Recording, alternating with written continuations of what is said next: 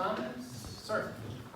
So my main question, I have two of them, but my main one is, what was your actual motivation to come to Romania? I mean, you were an American, Romania was Unknown to totally unknown, and it had like one of the worst communist regimes out there. I mean, it wasn't like, you know, a free, let's say half-free communist regime. So why Romania, and what did you expect?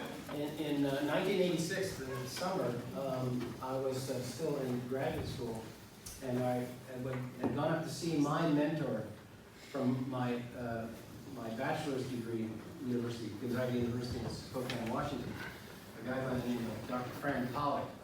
And he had served as a Fulbrighter in Timișoara, 84-85 school year. And I was saying to him, you know what, Fran, when I go to Europe, I don't want to be there for 2 to 3 weeks. I want to live there. I want to get something. He said, have I got a place for you? Literally, he said, I think you should apply for a Fulbright. He said, I'm a former Fulbrighter. I'll give you a reference. You know, I had good success there in Timișoara. You should apply. And so I did. And he said, of course, it'll change your life. Which it did. I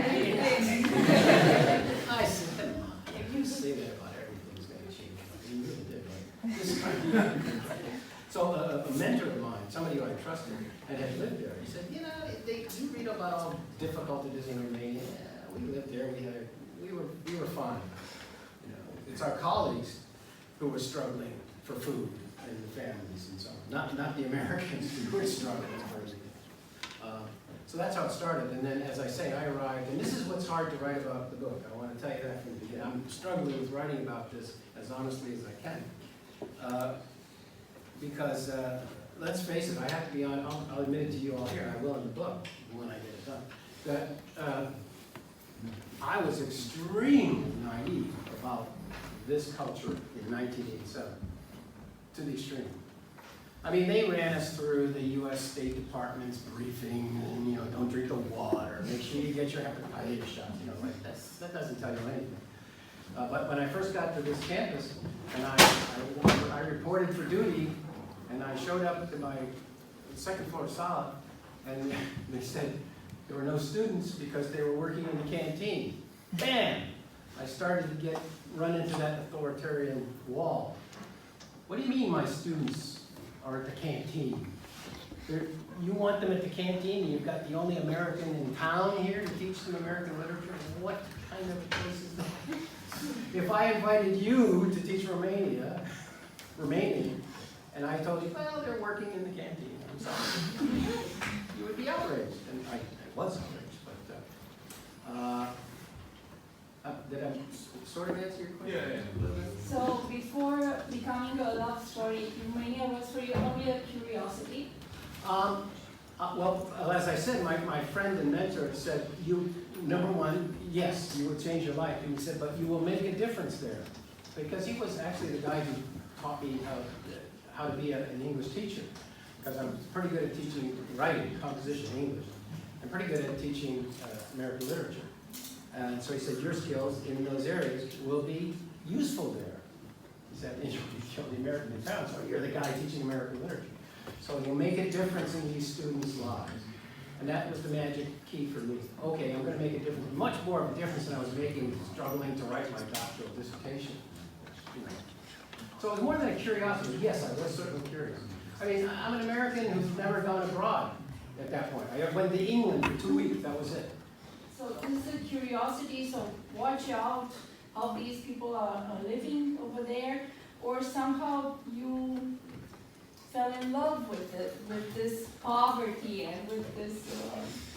There were some shocking moments about poverty too, you know. I don't want to go into all that right now, but yes. But every day was a surprise. And sometimes not such great surprises. No heat, no water sometimes, and then no gas, no hot water when it was supposed to be hot water, when they told me to be hot water, and rush home in the tram, and cold water. But that's what everybody else had in my building. You know? They ought to rush back and there was no hot water, the lights went out, they had cameras, everybody was this way. And for that, I'm grateful. Now, you can complain all day long and say, why didn't I have a real proper apartment power? It would have been the experience that I had, which I'm grateful to them for. And the fact they put me way out in Iasi, in Hadaller, was great. I kept in shape. And I took photographs up and down the line, all over the place. And yes, when I finally got to start teaching, I think it was the end of January, first week of February '88, man, I remember I would come back and teach saying, yes, that's what I came here to do. You know, and the students were great. Students like Donna, Coach Rin, his wife, and other students I've gotten in touch with in the last 10 years. I actually kept a batch of their papers, which I still have. I've digitized some and sent them off. Dana has hers from, Donna has hers from, she did one heck of a paper for the American Lit class. And that really means a lot to me. That is, as a teacher, my God, think of how great that is, that this person is now a pro decon and a teacher, and I was there, 30 years ago. There's nothing better than that feeling. Really, there isn't. I don't think you could buy that feeling anywhere. That you made a difference. And, I'm telling you this stuff apart from the love story. It certainly was curiosity, but it turned into, as you can see, it turned into something much more that, and in this city, in this university, well, they changed my life in addition to, obviously, my partner in life. And Fran Pollock was right. It changed my life. I don't know if I would recommend that for other people's lives, but it worked for me. It has worked for me. Certainly well. And I did finish my doctorate, hallelujah. And I did publish my book on style, again, hallelujah. And this is kind of what we're doing here today. It's helping me close the circle, but also open up another one of that particular story. So you're right, it's much more than a love story.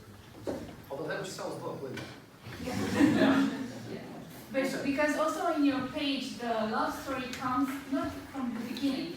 So we didn't expect it, so everybody else... I saw someone that's like, okay. Oh, Yeah. now we get it. Why he's coming here. Yeah, like the tickets to Tequich, Why would you buy a ticket to go to Tequich? Yeah.